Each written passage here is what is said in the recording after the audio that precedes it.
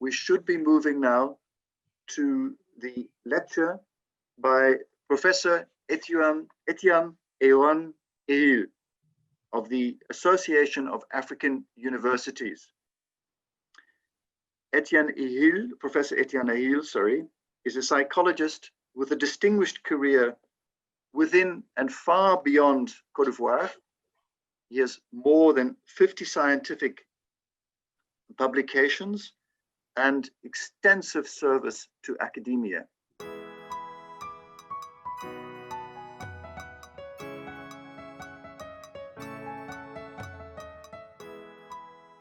The chairperson, distinguished participants, ladies and gentlemen, here virtually gathered, I am Professor Etienne Ehile, Secretary General of the Association of African Universities, AAU. I stand on established protocols to send to all of you fraternal greeting of the Association of African Universities, the apex higher education organization in Africa. Ladies and gentlemen, permit me to briefly introduce the Association of African Universities to the audience. The association is a higher education organization that was established in 1967 to promote inter-university cooperation and collaboration, and currently has over 400 universities and higher education institutions as members. The AAU supports higher education institutions in their core function and provides a continental platform for discussion of emerging issues that impinge on our development. Our members are spread across 46 countries on the continent. We, thus, work across all the political, geographical, and linguistic divides of Africa and operate in 4 languages, namely English, French, Arabic, and Portuguese. It is our wish to have all higher education institutions in Africa join the AAU to strengthen inter-university collaboration and cooperation on the continent. Ladies and gentlemen, back on the topic, reflection on decolonizing mind, my focus in the delivery will be on higher education. This perspective is based upon the fact that I represent a continental higher education organization. Ladies and gentlemen, I see colonization as the second form of undermining a people's sovereignty, next after slavery. Etymologically, to colonize is to appropriate a place or domain for one's own use. This is why decolonization is understood as the desire to regain independence or freedom from dominance. In other words, why, how, and under what condition can I truly become myself again without having to be the puppet of another person? Africa is evidently the original home of the human species and the cradle of civilization. Kemet, the popular ancient name of Egypt, or the Black Land, because of the fertile soil that the Nile produced, and Nubia up to part of Sudan, had advanced technological knowledge to build the pyramid 25 centuries before Christ was born. During that time, there were no Greek, no Roman empires. Historians allude that the first Greek philosophers may have all had some schooling in Africa. A century after the era of the known Greek philosophers, Herodotus, Plato, Aristotle, Africa gave birth to the university concept as a community of scholars with an international outlook, even though long tradition of libraries existed in both Greece and in the ancient Near East, the famous museum and library built in the Egyptian city of Alexandria in the 3rd century before Christ became responsible for assembling more than 200,000 volumes of manuscripts of contemporary knowledge. It became acknowledged as the greatest cultural repository of its time. Battles of supremacy and expansion centuries ago saw different regions of Africa subdued by the Persians, the Greek, etc., and later by the Arab, Portuguese, Dutch, English, Belgian, French, and the German. The continent's greatest strength, its humaneness, identity, and hospitality were used against her. The conquerors brought along with them their religions, their cultures, their names, their languages, their thoughts, and their philosophies, and imposed these on the Africans.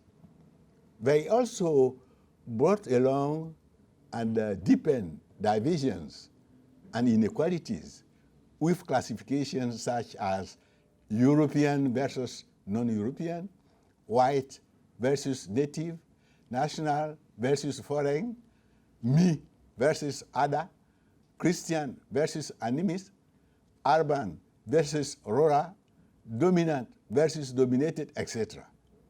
The African became a commodity, and his black body created wealth for the Caucasian and the Asian. His skin color became a definition of who has the power. He forgot what it was to be an African.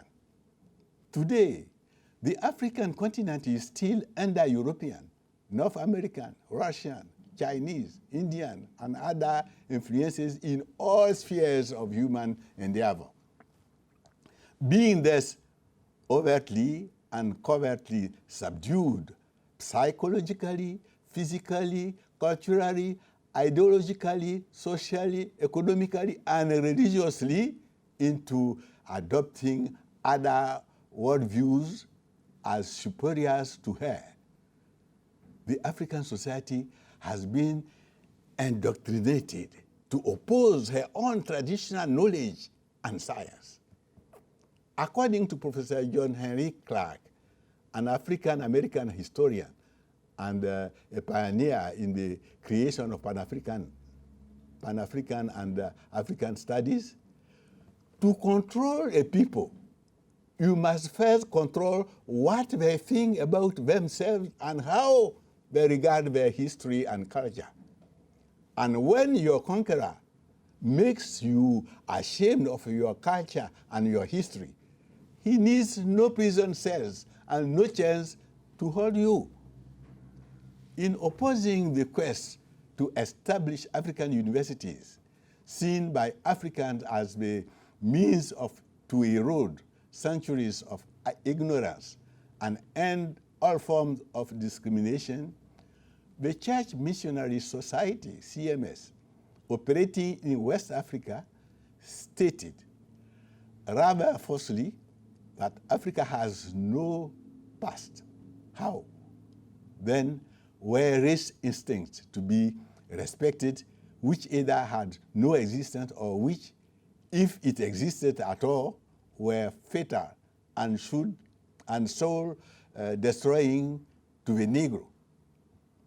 The loss of the African identity was further deepened by the colonial partitioning of Africa into English-speaking, French-speaking, Portuguese-speaking, Arabic-speaking, Spanish-speaking geographical enclaves that did not take into consideration the initial ethno-linguistic configuration of the affected peoples.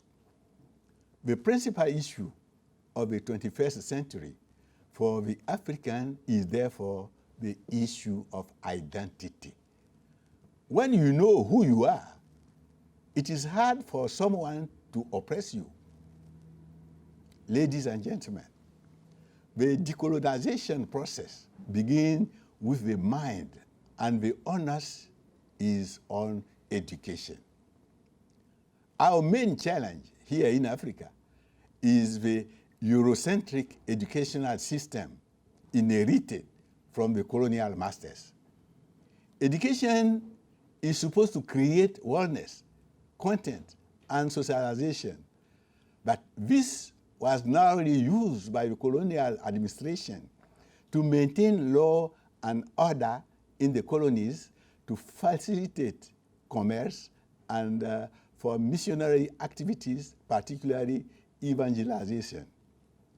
With the growing demand for intermediaries to promote rapid evangelization, the missionary societies realized that it was cost-effective to train more African teachers and pastors locally than sending a limited few abroad at greater expense. The number of institutions of learning, therefore, grew rapidly, but hardly were the educational content used to foster social change, even in the French colonial administrations, where the official policy was one of assimilation and racial equality. Higher education, after the immediate post-independence era, was seen as a critical tool of social cohesion to give the African a true identity. Universities were also seen as symbols of national pride and sovereignty by the newly independent countries. The importance attached to the establishment is well summed up in the speech by the first president of Zambia, Kenneth Kaunda, at the Chancellor's installation banquet on July 12, 1966, who said, and I quote, "We in Zambia are immensely proud of our university. The pride is not simply that this is our first and only university. It is also because the University of Zambia is our own university in a very real sense.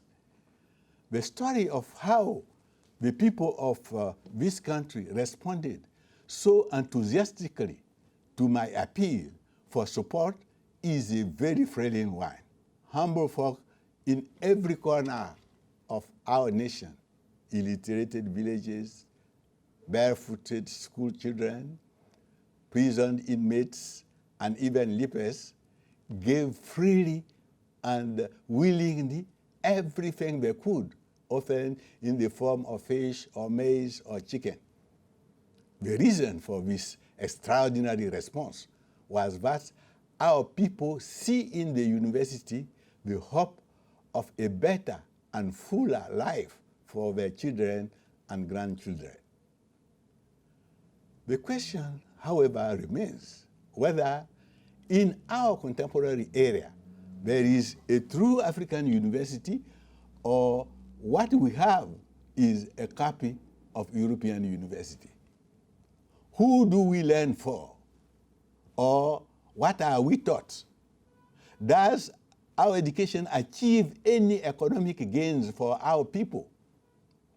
The rise in nationalism and Pan-Africanism in the 1920s, instigated by the likes of Marcus Garvey and of William Du Bois, led to the clamor for indigenous African universities whose degrees would have worldwide recognition and provide access for its holders into responsible decision-making posts in the civil service hitherto reserved for Europeans. The envisioned African university, as described by Casey Hayford, a graduate of Furabe College in Sierra Leone, in his 1911 book entitled Ethiopia Unbound, was a native Fanti university teaching in a native frontier and making the development of African languages and cultures its major area of concern. Later generations of academics, such as Kwame Nkrumah of Ghana and Nnamdi Azikiwe of Nigeria, who had been externally influenced by the educational reforms in Europe and America, were encouraged to keep up the call for a more secular African university based on race consciousness and regard for African culture and traditions.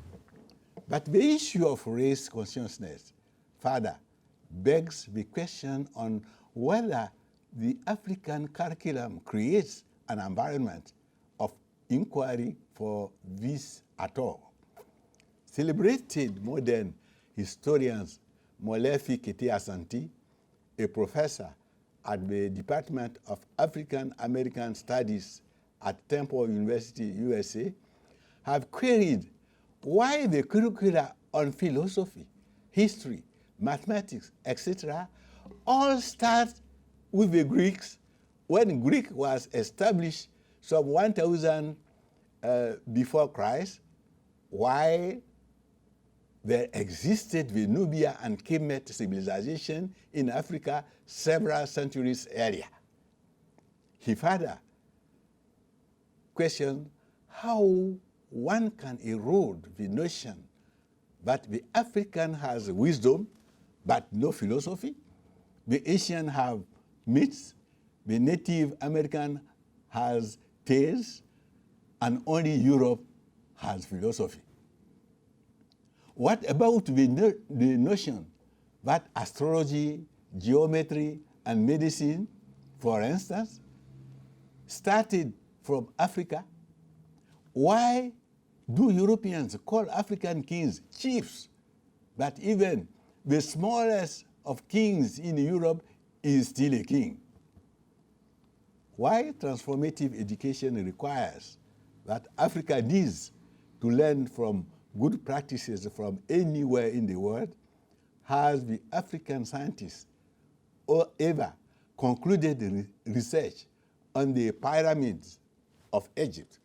What scientific inquiry has come into researching on the technological design of the Sombos Eredo Trench in Nigeria, a man-made trench built in 1800 to 1000 AD that may have taken more energies to build than even the pyramids.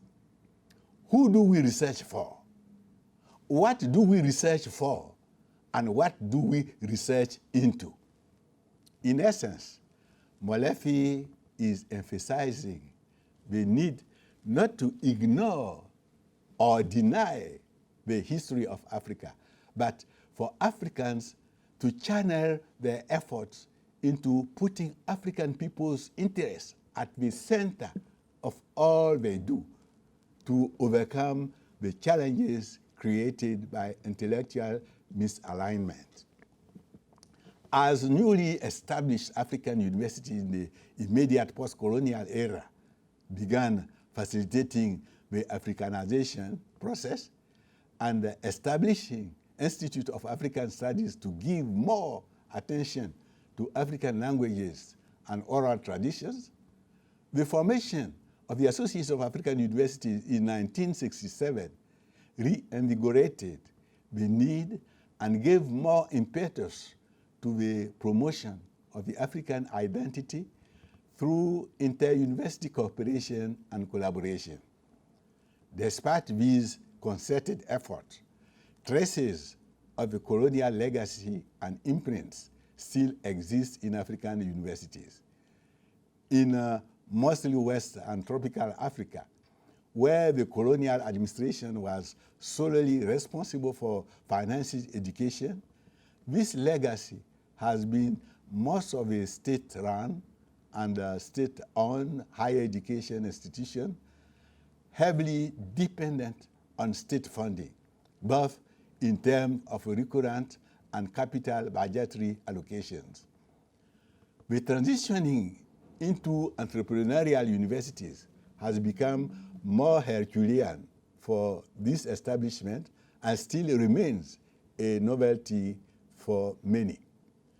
Political interference, which were rife to assert the sovereignty of the newly independent state and as a means to control the institution into making them more responsive to development plans, has become a tool of oppression and suppression as evidenced under military regimes in Nigeria in 1970s, 1980s, and 1990s, Burkina Faso in 1987, Niger in 1989, Zaire in 1992, Ivory Coast in 1992, and Kenya in 1992.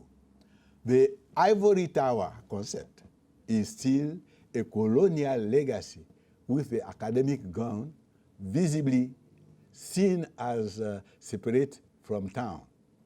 The location of colonial university colleges had been mostly on the suburbs of existing urban centers, except for University of Nairobi, which was situated in the middle of town because it started as a college of technology, University of Lagos, University of Ibadan, University of Lovanium, University of Ghana, Makerere University, and the University of Dar es Salaam were all built away from the center of time. Discriminatory staff policies where remunerative packages, salaries, and living conditions are more generous for expatriates than for African staff are also a colonial legacy. But on the other hand, the post-independent government of Africa are beneficiaries of international technical assistance and development aid, which have helped to finance the expansion of higher education in Africa. As more countries, such as the then Soviet Union, China, and Eastern Europe, continue to offer African students scholarships to study in their countries, these countries, on the other hand, contribute personnel and resources to teach the languages and cultures within departments of modern languages in the African universities. Does this not smack of a new form of colonization? To conclude, Mr. Chair, ladies and gentlemen, I am tempted to agree with one inspirational Pan-Africanist who rhetorically asked, how has slavery or colonization changed? And answers that nothing has changed except the location of our chains. Instead of fetters on our hands and legs, there are now chains on our minds and spirits. Thank you for your kind attention. We'll start with the first one, Duncan Monies. Thank you for a fascinating keynote.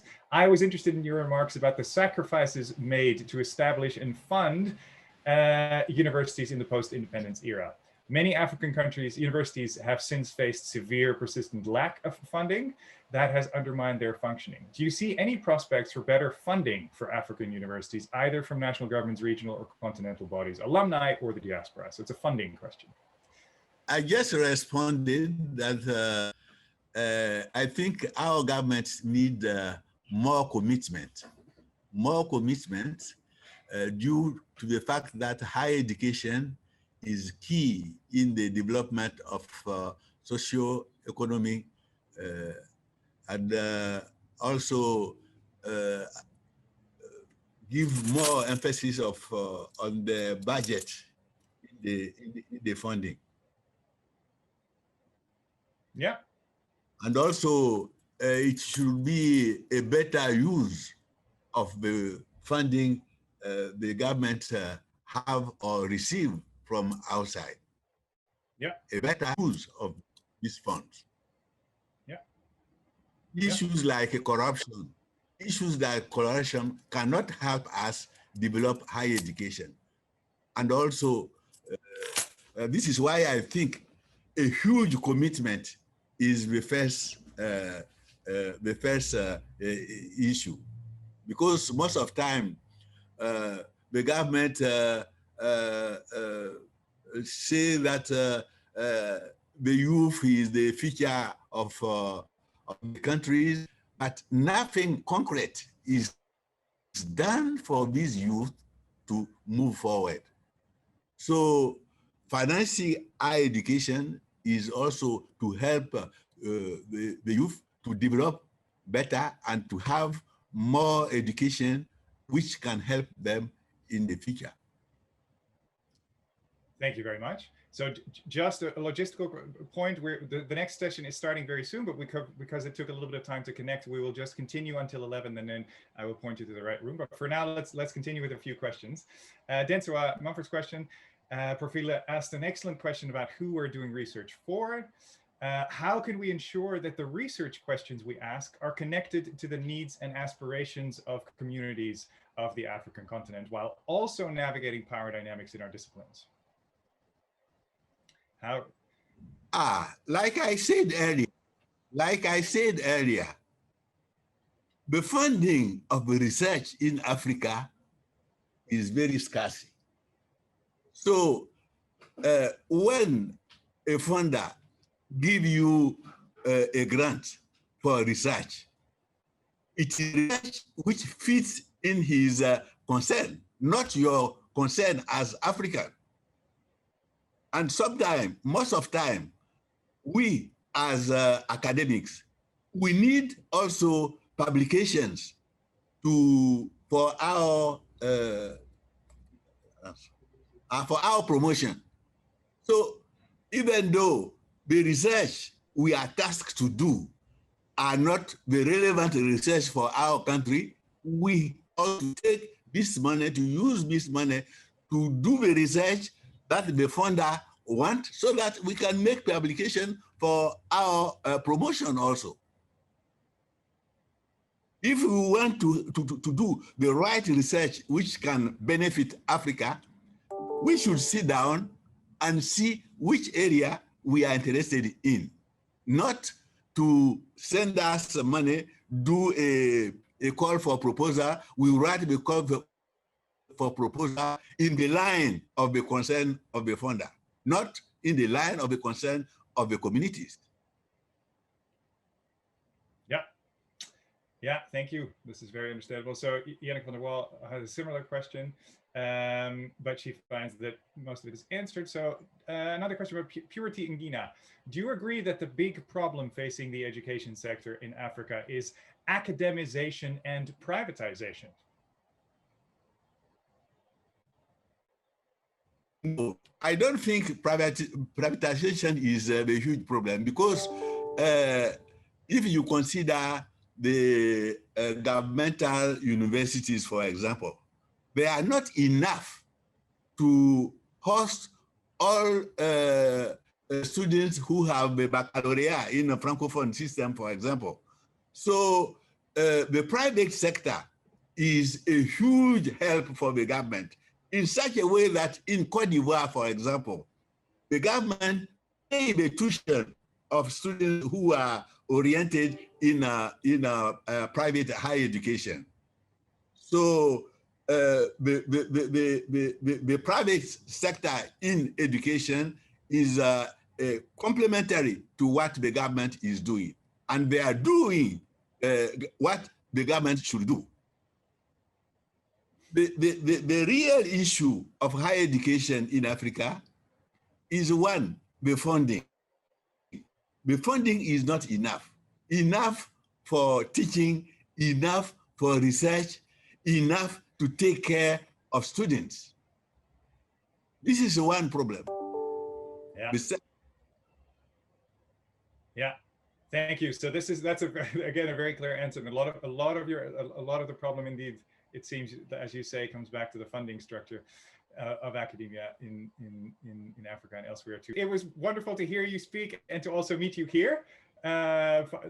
So thank you very much for your time and your answers, and a very clear and I think powerful statement for everybody to think about. Thank you. Unfortunately, I didn't hear my presentation myself, but it's on the website, so you can find it there. Okay. You can watch your own presentation there.